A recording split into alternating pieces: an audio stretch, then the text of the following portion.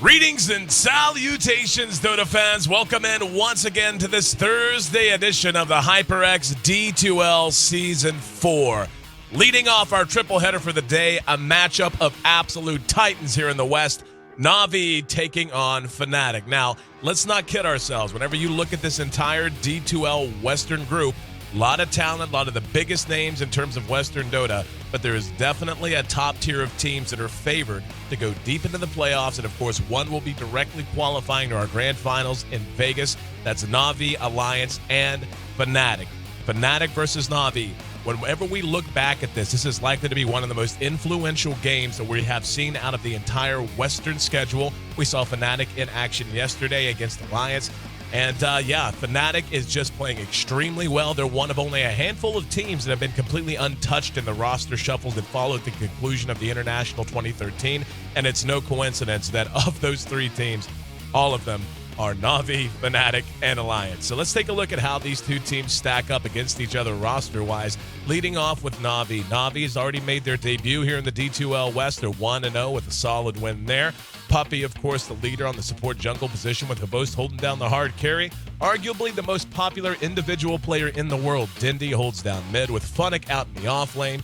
And, a pretty damn good Rubik player in Kuroki on the hard support. Don't get me wrong, he plays a lot more than Rubik well, but whenever you see him on Mr. Green and Black, you'd expect some fireworks. Their matchup today against Fnatic. Fnatic, another team that if you know Dota, you know these five names. Fly, the hard support player, is the leader for this squad, does the drafting, an amazing shot caller, and really the man that's looked to by everyone else on the team for that leadership. Era, the hard carry, one of the best lifestealer players on the planet.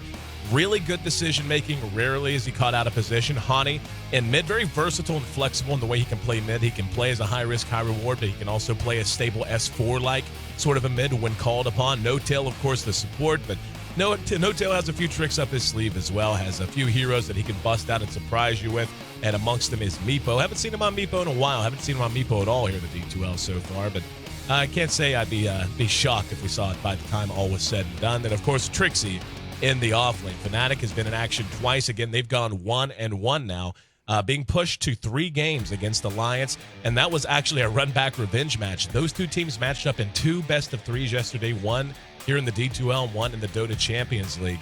And Fnatic, unfortunately, coming out on the lower end or on the bad end of both of those best-of-3s, but hellaciously good series in both cases. And Fnatic really strutting their stuff against Alliance, who really there's no shame in losing to. Now they're going to be up against another one of the favorites coming out of the West in Na'Vi. Let's see how these two teams match up in terms of where they sit in the overall standings. We're still very early on here in the D2L Season 4 Western schedule, but Alliance has already separated themselves out, going 3-0. They're almost halfway through their schedule now, and certainly in a great position to make a run towards the number 1 position, which will qualify them directly into our grand finals in Las Vegas.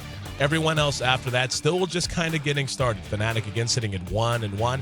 Na'Vi in their lone appearance got that win, so they're at 1-0. Virtus Pro has been on the stage 3 times so far here in the D2L. They've gone 1-2, however, so still trying to get back to even. Evil Geniuses in their debut yesterday dropped the loss, 0-1. Dignitas is yet to make an appearance, as is Team Liquid. We will see Team Liquid in action later today, though. Then, of course, Mousesports sitting at 0-2, really struggling with their new lineup, but you know, Mouse is a great organization, great management. Give them time. They'll be able to find their way back into contention, I'm sure. I'm your host, Aaron A.C. Chambers, and can't tell you how excited I am, guys. Usually we have 2 best-of-3s. It's going to be 2 best-of-3s at a minimum every day from now until the conclusion of our Western schedule in about, I want to say 12, 11 days from now, give or take. So you've got about 12 days of consecutive Dota ahead of you. At least 2 best-of-3s every day. But today, a Thursday triple header leading off again with Na'Vi versus Fnatic coming up right now. The draft is underway. I'll be joined by Ben Merlini-Wu as always for the insight and analysis. Stick with us, guys. We'll be right back here on the HyperX D2L.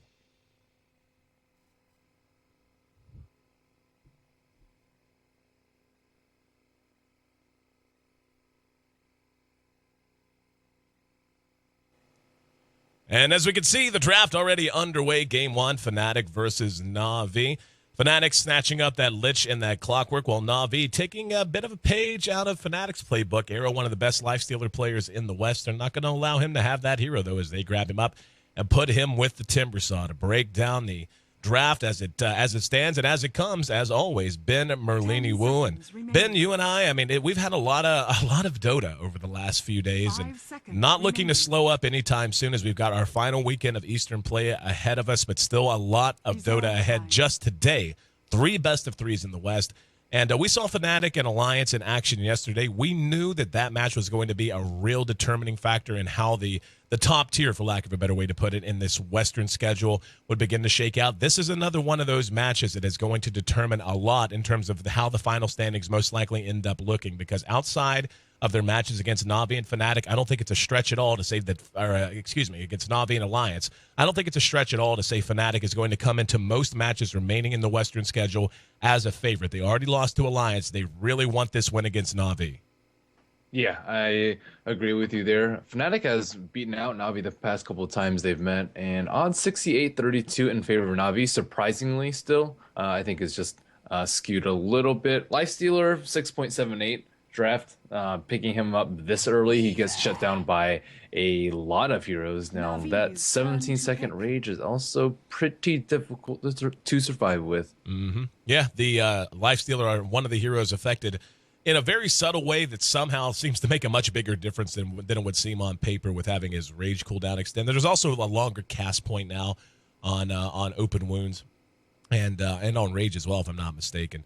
But as you said, he gets shut down by a lot of heroes. Foremost amongst them is Clockwork. A Clock can really cause some big problems for a Lifestealer, especially once a Clock gets up either a Blade Mail or a Force Staff. Fnatic still needing at least one more hard support position. Bane is still going to be available to them, as Na'Vi is yet to ban it. They do have that last man coming up, but yeah, I mean, we'll see what Na'Vi wants to put with it. Lifestealer and Timbersaw, though, Timber can make a pretty decent Nake's Bomb vehicle just by Timber chaining into the battles. Of course, he can lead off with Chakram. That allows Lifestealer to close distance very effectively as well. So it's just a matter of what supporting cast they can build around him to make sure these two heroes are able to hit their peak in the mid-game.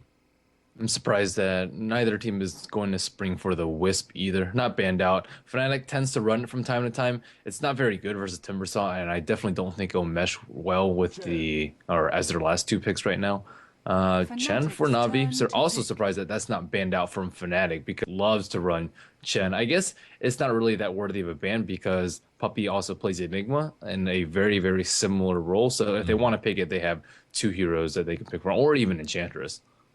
Yeah, the Chen pickup, when you see that paired with a Lifestealer and a Timbersaw, got to be pretty clear that Fnatic is going to be probably playing pretty defensive early on. I mean, Lich is a hero who gives you a lot in the laning phase, but once Na'Vi begins the 5-man, which is usually the name of the game when you have a Chen, I mean, obviously they'll be wanting to move around, do some dives, and have some ganks early on to free space. But with the Lifestealer and the Timbersaw, this is going to be a Na'Vi composition that most likely wants to get all of their guns facing forward and begin pushing towers very quickly. Weaver, a hero that can give you a lot of versatility and flexibility early on, but needs some time to build survivability and to build his damage. Clockwork, of course, a great hero for initiation and counter initiation, but with just Lich backing him up right now, Fnatic's going to have to think very long and hard about how they want to scale this out. Is this a game where they're going to try to just beat Na'Vi in the mid game, or do they want to play a bend but don't break style while trying to farm a hard carry? I think it's probably a mid-game. Na'Vi tends to pressure the other team very, very early and force them to respond. If they don't have an appropriate lineup, they're just going to fall far too behind early. Oh, there is the Wisp. Yeah, that's actually that's kind of surprising to me too. I posed it as a question, but I definitely agree with your conclusion, and it's what I was thinking as well. I mean, when you look at this Fnatic lineup, Weaver's going to need time to farm. What they need is some mid-game punch, and it looks like instead of mid-game punch, they just want mid-game. I don't even know what you would call it. I guess it is mid-game punch depending on what hero they put with IO. But this is going to be them trying to basically disjoint a Na'Vi's mid-game plan just by picking off heroes and trying to avoid fights by taking smaller skirmishes. Yeah, usually they I saw them do Alchemist. I see them do Tiny. Technically, it could be paired with Weaver, and then they could pick a solo mid. But if they pick Alchemist or Tiny, or just any other strength hero, then I'm not exactly sure what they're going to do for middle. And Na'Vi going for the Lion pick. Lion's a much safer pick after you've banned out Pugna. His mana costs for his spells are very, very high. He gets destroyed by that ward. And Fnatic, what do they need to pick and ban out right now? Na'Vi already have 2 supports. I mean, it's just solo mids left, right? That's what it seems like for both teams. Fnatic, again, could throw us for a loop and put Weaver in mid lane or Clockwork even. Yeah, looking at the solo mid, this is just so tough. I mean, Fnatic, I worry about their damage output. Like, they were going to have a decent nuke in Frost Blast and Lich's Chain Armor. Clockwork can have a decent amount of damage output with Battery Assault. Weaver, of course, I mean, you can't underestimate Shikuchi spam and how much damage that can do over time. So they're going to ban the Invoker and Quap being banned out by Fnatic. This is just going to have to be such a surgical lineup from Fnatic. I mean, we've seen it. I mean, in fact, we've had the same discussion about lineups they drafted where we look at it and go, well, ease of execution is not going to be nearly as easy as the opposite team. Can they do it? And usually they can. I mean, we saw some absolute monster plays out of Fnatic against the Lions yesterday. But with this IO pickup, Alchemist, as you said, is a favorite hero for them. I think Tiny would fit in pretty well just because he's AoE-centric. And we'll give them some late game stability. Tiny versus Lifestealer is kind of a toss-up depending on who's ahead of who and how you build them. So, yeah, we'll see. Fnatic getting ready to show us their 5th pick now. There it is, yeah, the Tiny pick. I definitely think that's the right call. He's going to give them some mid-game bursts. He's going to give them the AoE they need to deal with heroes like Chen and all of his creeps. And he can scale extremely well to the late game and deals pretty well with a single-target DPS in LS. Yeah, he's not the greatest versus Lifestealer. Like, Craggy's nice and all, but Raid just kind of owns it. Tiny has a pretty high HP pool, so Lifesteal and Timbersaw with Whirling Death also kind of own it. I'm like not the biggest fan of Fnatic's draft, but it is something that they're very comfortable with. So I can understand why they would want to pick it. I just don't think that EO and Tiny handle Timbersaw very well. And Lion also is very good versus EO, but the Lion pick came after the EO pick. So Fnatic, most likely, I guess, doing Clockwork mid. Yeah. Clockwork mid and Duel off, I suppose. I haven't seen Honey's Clockwork, though. We saw Trixie's Clockwork yesterday. Mm-hmm. It will be no tail on the IO. I'm going to wait and see who grabs what hero to really determine. I mean, Navi's is pretty straightforward in who's going to be handling who. No surprises there. It's the Storm Spirit pickup in 5th position there for Navi certainly gives them a lot of reach. It is going to allow them to really take the fight to Fnatic. I'll tell you, man, basically, IO Tiny is just going to have to be so active. It will be Hani on the Weaver, so it looks like that will be a mid-Weaver with Trixie back on the clock. So I think that is probably the right call, too. We saw how good Trixie's clock could be yesterday. But having Storm Spirit's range of initiation, the fact that he makes such a good Nake's Bomb, I mean, there are going to be multiple heroes in Timber and Storm who can be Nake's Bomb carriers. Storm, once he gets up, an Orchid can shut down a hero like Tiny or a Weaver, for that matter. I mean, Storm's actually excellent against Weaver. This is a dicey draft for Fnatic, I think. Mm-hmm. Dicey draft indeed. And have to give Navi the upper edge in this draft. And Weaver doesn't do particularly well for Storm Spirit either. I'm actually surprised that they banned the Queen of Pain out over to Storm Spirit because they have like no disables right now. They have like a lot of mini stuns. Lich with his ultimate, hook shot is like a very brief duration, as well as battery assault, but nothing really like a Lion to lock down the Storm Spirit. Like Queen of Pain that blinks on 5-second cooldown, but Storm is probably just gonna be able to zip around if he gets off to any sort of decent start. They're actually doing with Tiny in middle and Hani on top lane, so I think that's a much better choice for them. The problem is I don't actually think they're going to be able to kill Storm early with Chen protecting Dendi in middle. Yeah, when you look at the rest of Fnatic's supporting cast, Trixie obviously is a good roamer in the Clockwork once he hits 6. I mean, when he hits 6, we'll see what he can do. Fly on the Lich. Lich is not that good of a roaming ganking support. I mean, only has Frost Blast to deal damage, doesn't have any direct lockdown. There's a slow associated with it, but other than that, he's not a hero who's going to be super effective in trying to smoke up and put pressure on Storm in mid pre-6. In fact, Na'Vi really has the much better geared lineup for that in Lion and the Chin in particular. 2 excellent heroes at getting out and getting active early, at making tower dives happen, especially against solo heroes in either an off lane or a safe lane position. So the horns blow. We'll have to see how this is going to pan out, but I think we're both in agreement here, Merlini. This is just going to be a very... there's not a lot of room for error at all. Fnatic simply doesn't have the composition that will allow them to make a lot of mistakes and bounce back later. Let's take a look at who's handling who. Puppy will be playing on our Chin this time around. No, not this time around, every time around for Na'Vi. He's one of the best Chin players you're ever going to see. Havost, who has actually changed the spelling of his name to help people understand how to pronounce it a little bit easier. Xbox. Yep, Xbox. Where are you? RIP Xbox. On the Lifestealer. Storm Spirit will be handled in mid by Dendi. Nice playmaking hero. Suits Dendi's play style very well. Kuro will be on our Lion, and the Timbersaw will be handled by Fnatic. On the other side of the river, we got Fly. He's currently making his way up the top. He'll be on our Lich. Gonna have Io, played by No-Tail, who set up shop here in mid with Era on the Tiny. Weaver will be played by Hani, and Trixie back on Clockwork, looking to repeat his success he had yesterday. So Fly just looking to deny some creeps. I think it's the right move for him. He doesn't need to be bottom. Trixie will be fine versus Fnatic. Just keep cogging, burning his mana, no problem there. We see a smoke ink from Puppey. Already getting active. We knew this is exactly. It's just him alone, though. I don't really know if they can get a kill. Yep, maybe if they play a little bit too aggressively. No-Tail doesn't actually have any regen. Yeah, I think that's kind of what they're banking on here. Dindy trying to make something happen. Looks like, right now, Chen just backing off. They're going to go up into the jungle. They're going to spot Fly. Or rather, Fly spotted Puppey. Yeah, other way around, I guess. Here comes the Vost. Open wounds. Oh, Croaky might get first blood. Up, Kuroki, going to throw it out. And up here, Fly got caught with open wounds. There's a Centaur stop. First blood. Goes to Puppey. Good rotation. And already Fnatic giving up a kill. They certainly, certainly didn't want to give up. They end up trading 1 for 1 there, so the slight advantage still continues to go to Na'Vi. Yeah, it's not a bad trade for them. Lich will still be able to catch up in levels, but Lion has a much harder time, especially considering the fact that he's going to be in a tri-lane. Puppey already being pretty effective, though. 2.5 on him.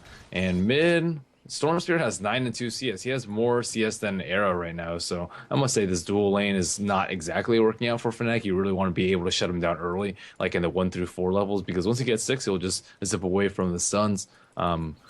And let's see, Io has bottled the DD rune. That is his own bottle too. Yep. Picking it up, bringing it back to Tiny. Taking a look at Storm. Big factor for him is, of course, levels. Want to get him to 6 as quickly as possible. And he's already hit level 4. Puppey has taken up station here in the Dire side jungle, so the aggression going to remain high here in the Dire side. Up, Dindy in trouble. Got caught out and will be cleaned up. That double damage rune activated by No-Tail, just enough damage as Era went with the full combo, so that's a nice kill for them to notch. And they also got Clockwork down to bottom. They're coming in twos, man. Fnatic picking off Trixie's clock. Yeah, that usually shouldn't happen as the Clockwork. I think he probably just skimped out on the regen, buying early boots instead. But usually you just cog him to death or cog him to no mana, and then it's at least, at worst, a stalemate. Puppey's got another Centaur. We'll keep an eye on him. He might decide to try to make something happen behind the tower with this Fly, continuing to just head back. And you sacrifice it in eye creeps. Trixie's caught out again under the tower. And he's taking a lot of tower damage here. Fnatic doesn't have a single point in the Timber Chain. If he did, he most likely would have notched another kill. As it is, Trixie makes it away to safety. Yep, no points in Rocket Flare either. I'm just going for that max cog build. But Hani, is he going to get caught on top? They don't actually have dust on him. Puppey does have sentries. Oh, he has passed the Kuroki. Trixie and Fnatic in this bottom lane both kind of living on the edge. See, Fly going for a kill on Tendi. Fly You might see a toss. Fly has made his way over. And he's actually going to have his dust popped by Puppey, who was coming down the river. So that attempt thwarted by some decent movement. Puppey making his way down, helping Dindy out just by sheer presence. Yeah, they have a ward. They see the Centaur. Looks like Wisp will grab the regen on bottom and leave Hani up on top lane to pretty much just fend for himself. Well, Hani, once he gets level 6, I think he'll be relatively safe until maybe Kuroki hits 5. When Kuroki hits 6, if Hani gets caught out, he's definitely dead. And Timbersaw killed Clockwork again. My goodness. Yep. Tough lane to keep an eye on. Whenever you have two melee heroes, you're used to seeing them on the mini-map very close to each other, and it's hard to tell whenever they're going to actually end up Dindy in trouble. Here comes the Centaur to try and help out. The stomp was canceled out. Dindy having some damage blocked by Puppey from the spirits. There's the toss, though. And Era winding up and throwing No-Tail. He may die to the tower. He will, but that's going to be a win for them. Sacrificing an IO for a Storm Spirit. Certainly going to be something they're willing to do just about every chance they get. Yeah, and forcing a TP from Kuro too, so they'll let Hani breathe on top. And yeah, Trixie, I did not expect having this much trouble on bottom. He is a paltry level 4 compared to the level 7 from Fnatic. Oh my goodness, Fnatic just absolutely dominating in this lane. I mean, that was with like an early level 1 Lich sacrificing, which is a small thing, but falling behind 3 levels in the solo lane is not acceptable. Yep, Fnatic in great shape, sitting on top of the level chart. Actually, he's sitting at level 7. If you can, Ben, double check your Dota TV settings, getting some reports that you're not coming through. Sometimes it'll be a little okay, glitchy. I'm on now. Okay, good deal. So sorry about that, guys, and happy to have been pumping through his wisdom and knowledge into Dota TV. Things are beginning to settle out a little bit.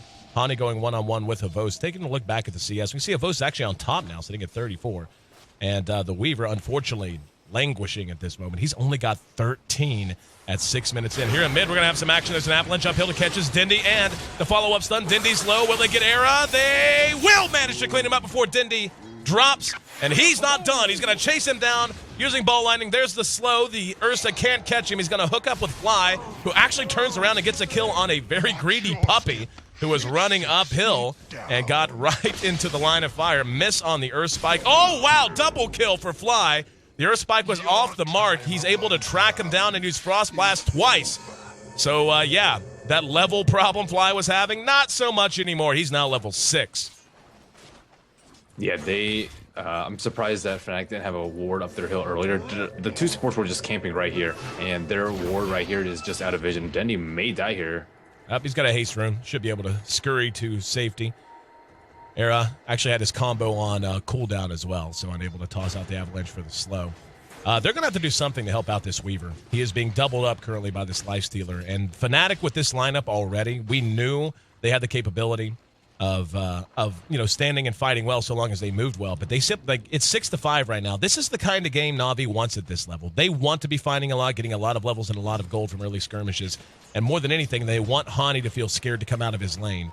And Havost has yet to really show up and do anything. He's already level 6, has up his phase, and 1,400 gold towards whatever item he wants to select first. Puppy's not done, though. He's smoked up in the Radiant jungle, or the Radiant secret shop. Yeah, he's almost level 6 too. Puppy, again, being very effective. 2-1 and 2 on him.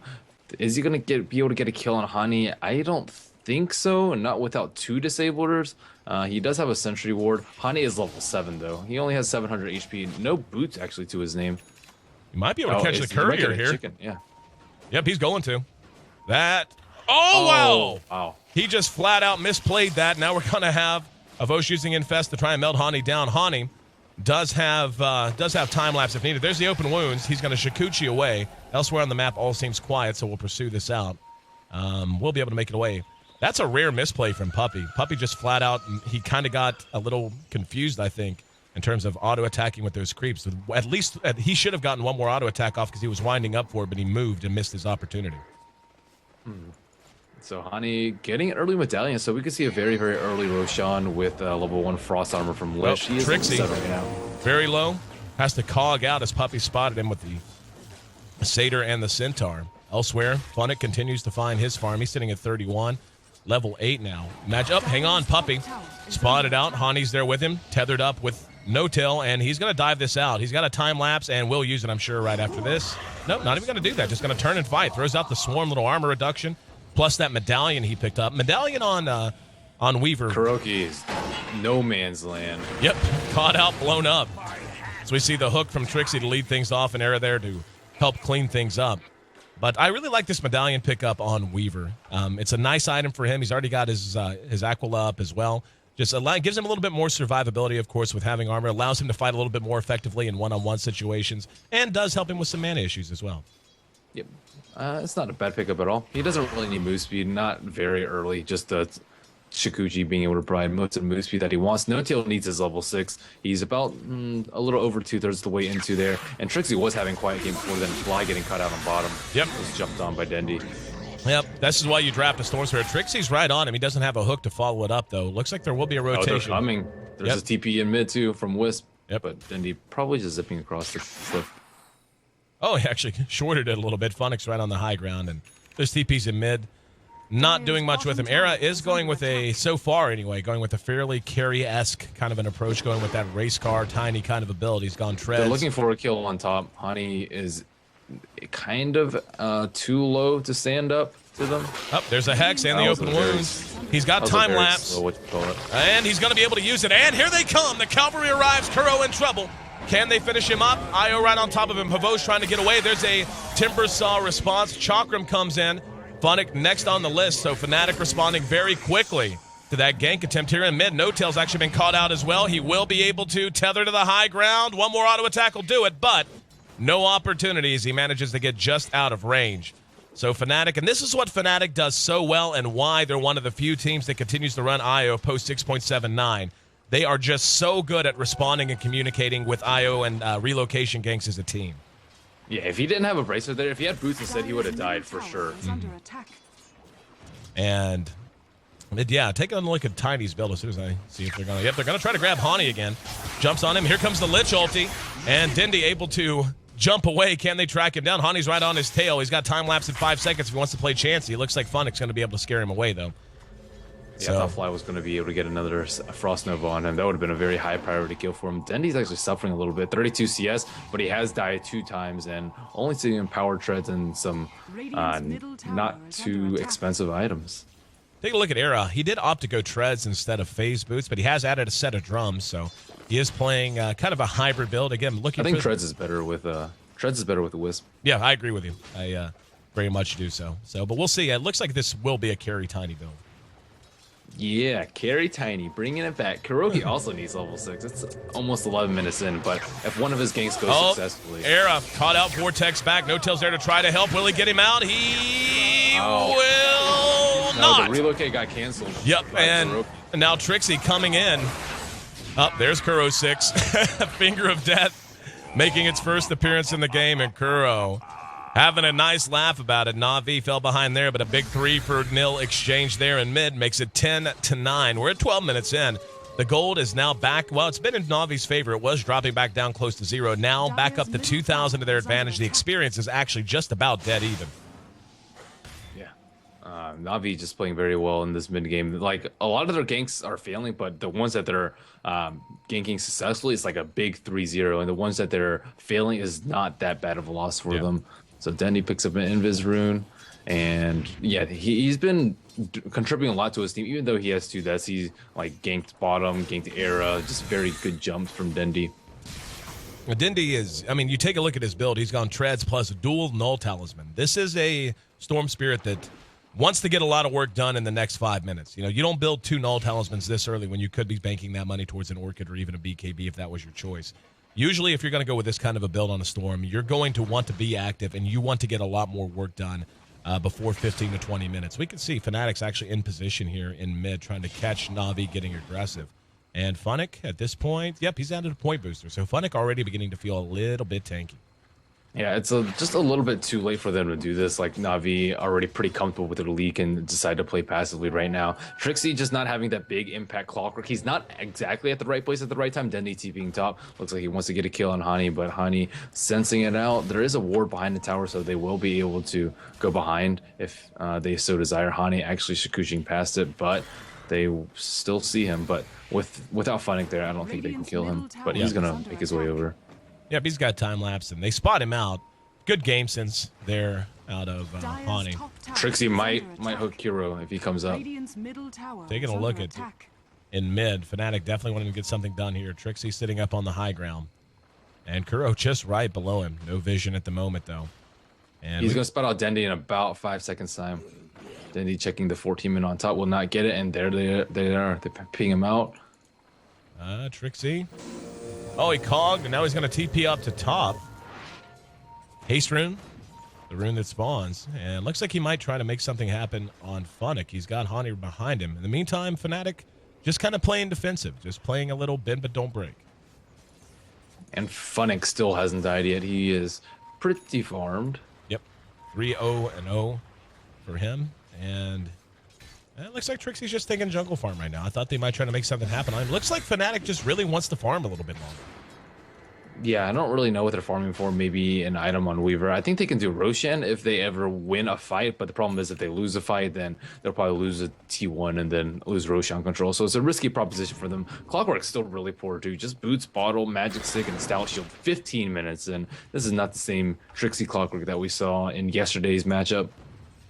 Avos is beginning to get his item progression really into good shape. He's got his boots, his armlet, and now a bracer plus recipe towards his drums. So he's going to feel very, very tough to deal with very soon. And this is something Na'Vi, I think, is okay with at the moment. They're going to smoke up and continue to try to make things happen in a small way. But with the mechanism coming out on Puppey, and with Havos getting as far ahead as he is, and as you mentioned, Funnic's Timbersaw in fantastic shape, they're going to be able to hit a very solid timing window right around 18 to 20 minutes. And it looks like they might try to get things started with a gank attempt up on top. Hani, of course, the tough target to grab. They've got the utility to do so. They've got the lockdown with Kuro and Hani gonna Shikuchi. Oh, Sentry goes down. That's actually very bad luck for Na'Vi. And here comes Fnatic, but anticipated. No-tail's gone already. Era eats the finger and hexed out. Came into an absolute minefield. Now Hani's gonna be caught. Can they get him? No, time lapse is there. Fly throws out the Chain Frost. It's gonna bounce some creeps and do a little bit of damage, but Fnatic down. And now Hani gonna pursue. Nope, thought about pursuing out Dindy. They end up trading 2 for 2. In the meantime, though, Na'Vi manages to take the tier 1 bottom as Avos and Puppey hooked up. And given how much personnel was committed to that, they're gonna push through and feel very confident that any reaction is gonna be slow in coming. Yeah, the Timbersaw burst is just way too much for Wisp to handle, and they just TP'd right into it. Yep. And this tier 2 already down to half health. Here comes a TP, and that's gonna make 2 of them. Havos up, gonna go into the woods. He's got Rage and a TP. They're not even gonna try to catch him. They might try to track down Puppey though. And Puppey, very nearly back to his tier 1. Here comes Hani. Doing some right click. That's gonna prompt 2 TPs, and Hani's gonna be netted. He will time lapse out of it though, as Kuro and Fnatic both show up. So a lot of movement, a lot of reactionary. He's out of position though. Yep, he is. There's the Hex. Chakram there right on top of him. Centaur's there, and the Earth Spike enough to seal the deal. Timber actually takes that kill as well, so Fnatic continues to get more and more ahead. Dindy's got eyes on Hani, though.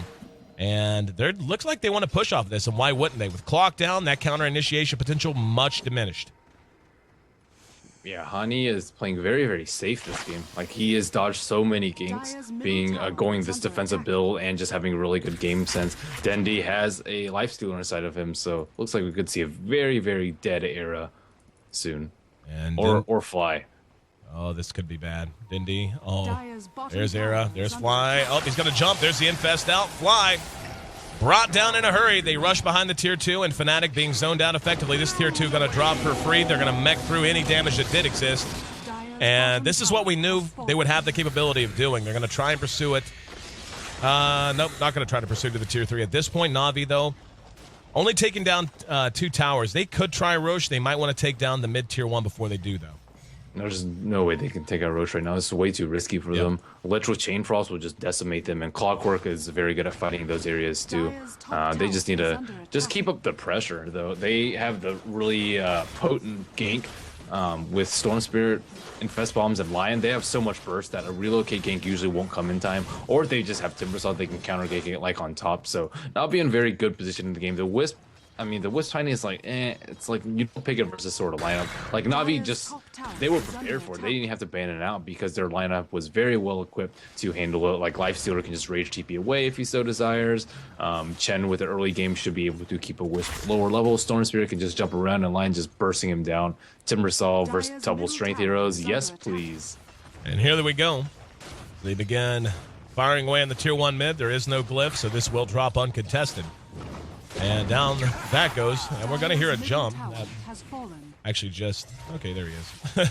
Did he jumped into the middle to make sure he didn't spot someone out. Hani up atop, still slow in the going, and needs to kind of get things going fast. I mean, he's on his way to boots at the very least. He's picked up an ulti orb, so he is beginning to feel a little bit more well-rounded. Looks like they might want to try to trade the tier 1 bottom, but Na'Vi already responding and using the glyph to buy them time. Yeah, and Dendi keeps getting runes too, which is a big problem for Fnatic. He has a haste rune. He has a mystic staff too. So if they keep this passive game up, he's gonna have a sheep at like maybe 25 minutes ish, maybe a little bit earlier. Potential for a big fight at bottom as we have a full 5-man from Fnatic moving out. Na'Vi just sending 4 right now. Vos isn't there, so if Fnatic takes this fight right now, I think they win it. Yeah, they should. And Hani's gonna spot out Fnatic. And Dindy, spot on the low ground. There's a time lapse. They don't know that he's not there. They're going to throw out the avalanche and try to retreat. Trixie drops the cog. Centaur caught him, though, and now we're going to have Storm jumping in to grab No Tail. Stunned out and blown up. And now they're going to realize that Pavost is there now. And going to work. No Tail next on the list. There's the Chain Frost. This will do some good damage, but the Centaurs are there to help mitigate the damage, and Chen's heal certainly helping out in that regard as well. They're trying to track down Era. Avalanche buys some time. Infest is there. Oh, good net. Net. Gonna end up being the death of Era. He does some damage before all's said and done. They end up trading 2 for 3 so far. Habos is still up. He's going to engage on Hani. Hani caught with Chakram, trying to Shikuchi away. They don't have the detection to follow him out. But a win actually goes the way of Na'Vi with Havos showing up for the fight after all. 17-13 as that fight draws to a close. 10,000 gold now the advantage of Na'Vi. They've built 500 gold per minute lead from the moment the horn blew. This mid-game potential we knew they had is really abusing Fnatic's lineup. And, you know, the thing is, Fnatic hasn't made it... TP, they're trying to kill Havos. Oh, trying to kill Havos didn't exactly work. He's going to pop his drums and using the armlet a bit. Doesn't have Infest. And will end up... he's actually alive, at least for the moment. Yep. Who said Arma got nerfed? Rest of Fnatic going to withdraw. But we knew coming in that Fnatic, this lineup, didn't have a lot of room for error. And the mistakes they've made haven't even been that pronounced. It's just Na'Vi has done so well in capitalizing on all of them that they've just about run away with this early game. And now Lion has his blink too, so Hani's just going to get blown up most of the time too. They have a gem as well on Shen. So if like Fnatic loses one or two more fights, they're pretty much out of this game. Era just really a non-factor. Just Lysio just goes on him, and then he's forced to turn tail and run. And Wisttine is very much in your face lineup. Like if you go on them, we'll just like man mode you with overcharge. But EO can't really have the his way with the fight too, just because Dendy jumps him a lot, or Lifestealer can just go on him instead. And Lion often uses a singular death on him too. So it's just not very easy to execute from Fnatic. They have made some mistakes, but I don't really feel like they've made like any like over glaring mistakes. Maybe this TP on top where they TP just a little bit before they use their spells, but other than that I think Fnatic's play has been decent, except Trixie just dying way too many times on bottom lane. Yeah, Trixie, and you can only lay so much blame on that. Havos has been left completely unaccosted for most of the game, and it shows in his farm. He's by far the leader in net worth, sitting at 10,500 and they about overall to jump net worth. on Hani, possibly. There's Kuro with the blink. Caught him with the earth spike. And that'll be that. That's a big win. Oh, here comes Era and No-Tail. They don't want to fight this. He's netted down. They're going to throw out the avalanche. Only got Dindy, though. Flies right there. They're going to toss on the Dindy. Damage being done. No-Tail will be able to get him out to safety via relocate. Trixie buying them time with the cogs. And up behind that, they actually managed to... never mind, just healing up. Io, it did end up dropping there. So yeah, that's very unfortunate for them. Fnatic, you could tell they wanted to go. They're like, well, if Timber's here again, we're gonna be destroyed. So they like hesitated. Lion didn't have any of his spells up. He used Impale and Hex. Shen had used his spells too, and probably killed at least one support, possibly two, before they came. But they didn't know where the two other heroes were, and that hesitation definitely cost them there. So like Hani's farm doesn't really matter right now because Storm Spirit's about to have a sheep and just about 500 gold, and Lion has a blink, and those two factors will just negate him completely from this game. You can see how brave Fnatic is and how far ahead he feels, walking right up to the tier 3 blind. And now we're gonna have a jump on the Era. Dindy spending most of his mana pool to get there. There's Kuro showing off the blink with the Hex.